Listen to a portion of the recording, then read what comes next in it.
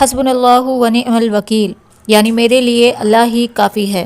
یہ کلمات حضرت ابراہیم علیہ السلام نے اس وقت ادا کیے کہ جب انہیں آگ میں پھینکا جا رہا تھا۔ السلام علیکم، امید کرتی ہوں اللہ کے حکم سے آپ سب لوگ اپنے گھروں میں خوشبار زندگی گزار رہے ہوں گے، اور دعا کرتی ہوں کہ جو لوگ بھی پریشانی اور تکلیف میں ہیں اللہ پاک ان کی پریشانی اور تکلیف کو دور کرے اور ان کے لیے آسانیاں پیدا فرمائے۔ یاد رہے کہ جب بندہ یہ گمان کر لیتا ہے کہ میرے لیے اللہ ہی کافی ہے، اور اس بات کا اسے یقین ہو جاتا ہے کہ اللہ سے بڑا خیر خواہ اس پوری کائنات میں اور کوئی نہیں، تو پھر اللہ اسے کسی کا محتاج نہیں کرتا اور اسے اس کے گمان سے زیادہ عطا کرتا ہے۔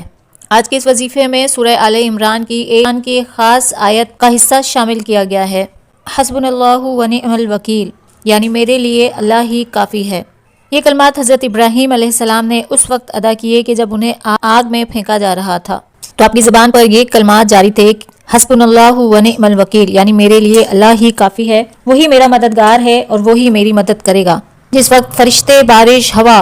سب فوری آپ کی مدد کو پہنچے، لیکن آپ نے انکار کر دیا اور آپ نے کہا کہ میں نے اللہ کو پکارا ہے، وہی میری مدد کرے گا، وہی مجھے اس مشکل سے نکالے گا اور وہ میرے لیے کافی ہے۔ تو اللہ پاک نے اس آگ کو گلے گلزار بنا دیا اور وہ آگ ان کا ایک بال بھی بانکا نہ کر سکی۔ اس توکل، ایمان اور یقین کی آج ہمیں بے حد ضرورت ہے، کیونکہ آج کل ذرا سی پریشانیوں پر ہمارے ایمان ڈگمگا جاتے ہیں اور ہمیں ایسا لگنے لگتا ہے کہ شاید اللہ پاک ہمیں سن نہیں رہا اور وہ ہماری مدد نہیں کرے گا۔ آج کا یہ وظیفہ جب آپ کریں تو اس یقین کے ساتھ کریں کہ اللہ سے بڑا خیر خواہ اور اللہ سے بڑا مددگار پوری کائنات میں اور کوئی نہیں، اور ان کلمات کو صرف لفظی طور پر ادا نہ کریں، اللہ پر پورے توکل، یقین اور بھروسے کے ساتھ کریں، پھر آپ اپنی پہاڑ جیسی مشکلات کو بھی ریزہ ریزہ ہوتے دیکھیں گے۔